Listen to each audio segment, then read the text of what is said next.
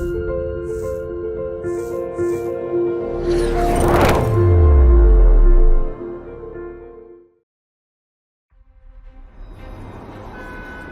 бол Эрдэнэт хот. Бидний гэр, орон гэрээ өнгөтэй өөдтэй авч явах нь биднээс л шалтгаална. Хоёргүй сэтгэл, хичээл зүтгэл, бас хариуцлах хэрэгтэй. Улиран оцсон 2025 оныг эргээд толинд харъя. Ингэхэд бид юу хийв? Эрдэнэт хотод 2025 онд хийсэн хамгийн чухал ажлуудыг тулгын 3 жулуу гэвэл тэдгээр нь дэд бүтэц, боловсрол, эрүүл мэнд гэсэн 3 салбар юм. Дэд бүтцийн салбарыг авч үзье. Эхлээд инженерийн шугам сүлжээ. Инженерийн шугам сүлжээ бол хотын судас. Нүдэнд харагдахгүй учраас хүмүүст тэр бүр анзаарагдахгүй энэ ажилд өнгөрсөн жил багагүй хүч хаялаа. 2025 онд Эрдэнэт хотын инженерийн шугам сүлжээнд орон нутгийн төсвийн 28.4 тэрбум төгрөгийн хөрөнгө оруулалт хийж 12 км 756 м шугамыг шинжилв. Аймгийн хэмжээнд 114 км дулааны, 90 км бохирын, 120 км цэвэр усны шугам байдгаас 60 орчим хувь нь насжилт дууссан шугам байна. Газар доор байгаа юм гээд нүдэ аниад жихээ дараад яваад байж болохгүй учраас хотын суур дэд бүтцийн асуудалд түлхүү анхаарсан жил байлаа. Цаашид хот өргөжин тэлхэж шугам сүлжээ маш чухал.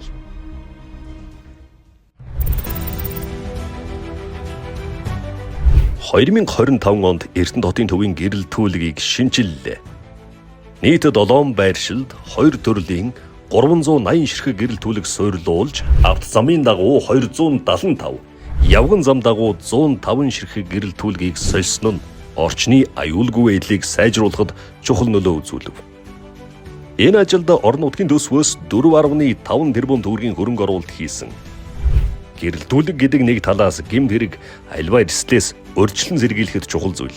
За нөгөө талаас өнгө үзэмжээ ботсон ч бүүдийсэн, анивчсан гэрэлтэй байж таарахгүй дээ Эрдэнэт хот маань.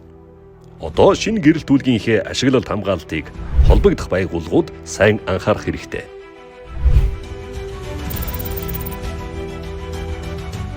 Эрдэнэт хотын цахилгааны хэрэглээ өсөн нэмэгдсээр байна.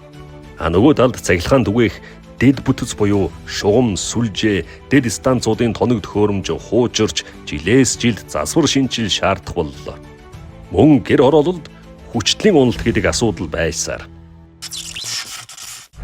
Өөрөөр хэлбэл ийшээ цаг алдалгүй анхаарч дөрвтэй арга хэмжээ авах цаг болсон байлаа. Харин 2025 онд эрчим хүчний дэд бүтцийн салбарт дөрвтэй гэж хэлж болох үс алхмыг бид хийсэн. Эрчим хүчний хангамжийг сайжруулах чиглэлээр 78 нэр төрлийн ажлыг орон нутгийн төсвийн 40 орчим тэрбум төгрөгийн хөрөнгө оруулалтаар гүйцэтгэлээ. Тэдгээрээс онцлбол 35 10 кВт-ийн Даваат дэд станц. Орхон аймаг анхудаа бие даан дэд станц барьж ашиглалтанд оруулсан нэ.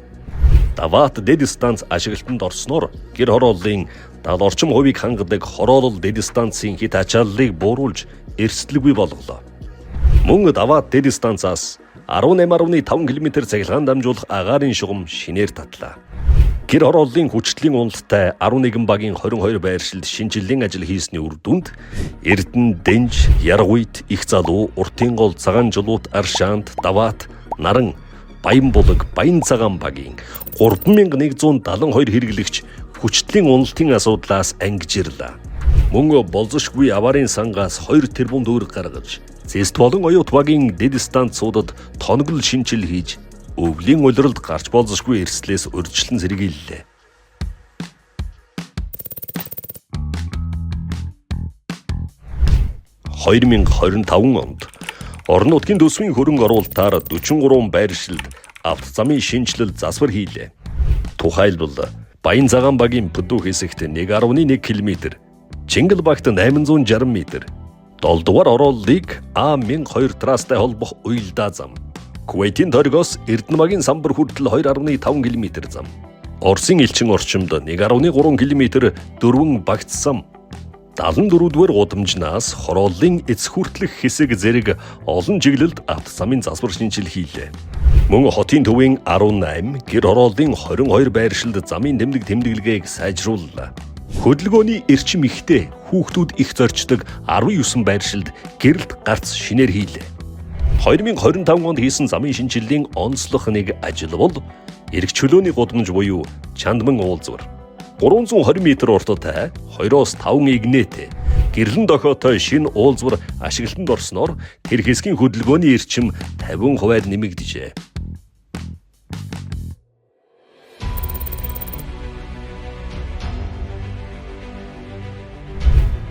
Танилцуулгын эхэнд тулгын 3 жулуу болсон 3 салбарын нэг нь боловсрал гэж хэлсэн нь учиртай. Юу гэвэл 2025 он бол Эрдэнэт хот боловсролын салбартаа хамгийн их хөрөнгө оруулалт хийсэн жил байлаа. Орон нутгийн төсөв болон болзошгүй аваарын зардлаас нийт 22 тэрбум төгрөгийн хөрөнгө оруулалт хийж сургууль, цэцэрлэгийн барилга, дотуур байр, сантехник, дээвэр, шал, дулаалга, хан цонх зэрэг зайлшгүй шаардлагатай засваруудыг гүйцэтгэлээ. Эрдэнэт хотын боловсролын салбарт хийсэн сүүлийн 5 жилийн хөрөнгө оруулалтыг харьцуулж харвал 2021 онд 1.1 тэрбум, 2022 онд 1.2 тэрбум, 2023 онд 2.6 тэрбум, 2024 онд 3.6 тэрбум байсан бол 2025 онд 22 тэрбум төгрөг болжээ. Боловсролын залбарт өнгөрсөн онд хэр их ач холбогдол өгснийг эндээс харж болно. Сургууль цэцэрлэг бол хүүхдүүдийн маань 2 дахь гэр. Салхисыг гэсэн цонхтой, ус алдсан сантехниктэй хуучирч муудсан орчинд хүүхдүүд маань сурч боловсрч болохгүй шүү дээ. Мөн 2026-аас 2028 онд ирээдүйн одод сургуулийн 100 хүүхдийн дотор байр, оюут багийн 150 хүүхдийн цэцэрлэг, 7А хорооллын 960 хүүхдийн сургууль, 2А хорооллын 960 хүүхдийн сургууль, Аршаант багийн 250 хүүхдийн сургууль, Говьл багийн 250 хүүхдийн сургуулийг барьж ажиглалтанд оруулахаар ажиллаж байна. -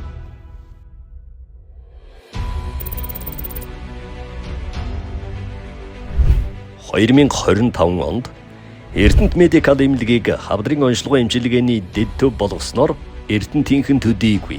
Зэрэгэлд аймаг сум орон нутгийн хүмүүс хавдрын өвчний онцлогоо эмчилгээ тусламж үйлчилгээг газрын ойрд авах боломж бүрдлээ.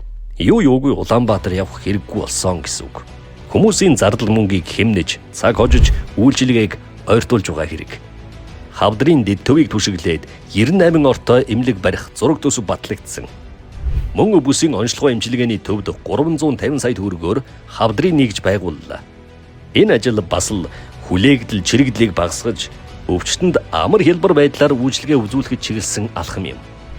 Бүсийн онцлогоо эмчилгээний төвд харвалт шигдээсийн төв 2021 онд байгуулагдсанаас хойш нийт 1200 гаруй хүнд судсан дотоорх онцлогоо эмчилгээ үзүүлээд байна. Улсын төв эмнэлгүүдээс эмч мэргэжилтнүүдийг Эрдэнэт хотдоо авчран 678 хүнд үзлэг онцлогоо, 82 хүнд мэс засал хийлээ. Орон нутгийнхаа эмч эмнэлгийн мэргэжилтнүүдээж чадварчуулаад авлаа. Том эмнэлгийн эмч нараас суралцаж, хагалгаанд хамт орж, туршлага хуваалцах боломж тэрвэр гараад байдаггүй шүү дээ. Энэ ажилд орон нутгийн төсвөөс 50 сая төгрөг зарцууллаа. Мөн бүсийн онцлогоо эмчилгээний төвд нийт 3 орчим тэрбум төгрөгийн тоног төхөөрөмжийн шинжилэл хийснээр 7-оос 10 хоног байсан эдийн шинжилгээний хариу гарах хугацаа 2-оос 4 хоног боллоо.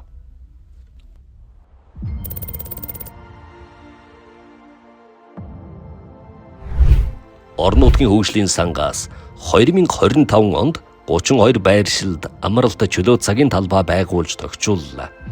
Тухайлбал Жаргалан сумын улаан толгой баг дэх соёл амралтын хүрээлэнг дурдж болно. Уг ажилд сумын төсвөөс 1.2 тэрбум төгрөгийн хөрөнгө оруулалт хийсэн.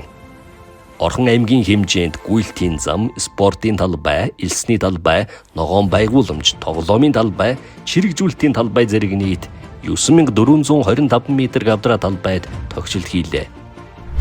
2025 онд 429,450 гаруй мод тарьжээ. Ногоон Эрдэнэт хөтөлбөрийн 4 жилийн хугацаанд тарьсан модны тоо 5 сая гаруй болжээ. -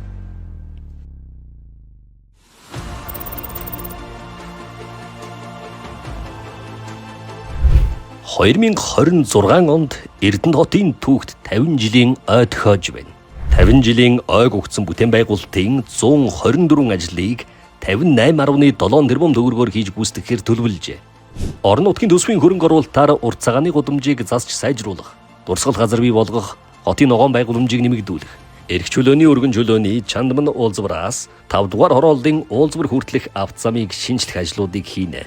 Харин Эрдэнэт хотын унган иргэд хөдөлмөрчид Эрдэнэт хотоор угуулсан хэм бүхний дэмжлэгтэйгээр бий болгох хандивын санхүүжилтээр 88 арга хэмжээг хэрэгжүүлэхээр төлөвлөлөө. Үүнд цэнгэлд хүрээлэнгийн засвар, цэцэрлэгт хүрээлэнд хүүхдийн тоглоом нэмэгдүүлэх, хаягжуултын стандарт нэвтрүүлэх, угтах хаалга орчмыг тогтчуулах, баян өндөр хайрхан болон бурхан багшийн сэрэг дүр орчмыг тогтчуулах зэрэг томоохон бүтээн байгуулалтын ажлыг гүйцэтгэх юм а. -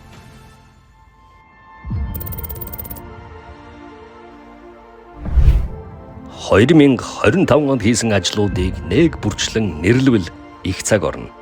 Тиймээс тоймлоод товчилсан дээр. Засаг даргын үйл ажиллагааны хөтөлбөрийн гарааны жил бас Эрдэнэт хотын төвд 50 жилийн октябр цаг хугацаа байсан гэдгээрээ онцлог байлаа. Богино хугацаанд олон ажил амжуулах гэж хэд адгавал алдаа гарах нь их. Тиймээс суйртай бодож, төлөвлөгөөтэй урагшилж алсыг харсан алхам хийх нь чухал. Засаг дарга ажиллаа авсан анхны жилдээ инженерийн шугам сүлжээ дэд бүтцэд ихээхэн анхаарсан нь үүнтэй холбоотой. Суйраа засчих бол түүн дээр хөгжлийг авчрахад илүү дөт болно.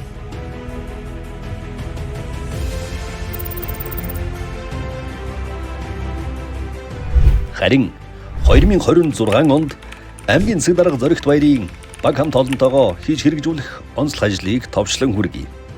Монгол Улсын засгийн газраас 2026 оныг боловсролыг дэмжигчил болгон зарласантай уялдуулан мөн засаг даргын 2024-өөс 2028 оны үйл ажиллагааны хөтөлбөр тусгагдсан нэг ээлж цөөн хүүхэдтэй анги зорилтыг хангах хүрээнд аймгийн боловсролын залбарт улс орон нутгийн төсвийн 47.3 тэрбум төгрөгийн хөрөнгө оруулалтыг хийнэ.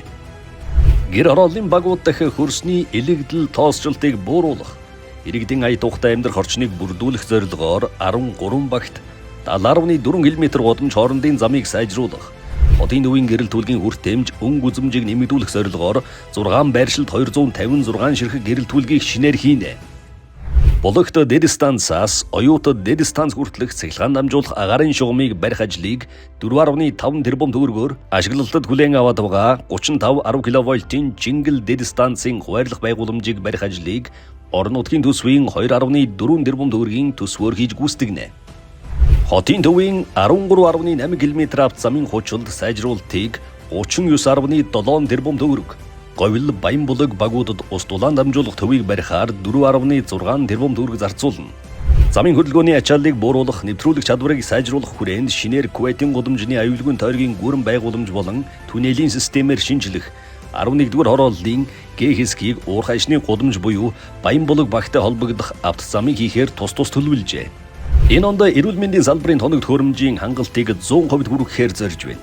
Тодорхойлбол эрүүл мэндийн салбарт 2.5 тэрбум төгрөгийн хөрөнгө оруулалт хийж, бүсийн онцлогоо эмчилгээний төвийн онцлогоо эмчилгээний тоногт хөрөмжийн хүртээмжийг нэмэгдүүлнэ. Түүнчлэн нийгмийн эрүүл мэндийг дэмжих чиглэлээр зорилтод бүлэгт чиглэсэн эрт илрүүлгийг зохион байгуулах, эрүүл мэндийн боловсрол олгох үйл ажиллагааг өргөн хүрээнд явуулахаар төлөвлөд байна. Энэхүү хотын тулгуур хөгжлийн түлхүүр болох дэд бүтц боловсрол эрүүл мэндийн салбарт хөрөнгө оруулалтаа төлөвлөж, жижиг дунд үйлдвэрлэлийг дэмжиж ажлын байр нэмэгдүүлэхэд 2026 оны үйл ажиллагаа чиглэх нэ.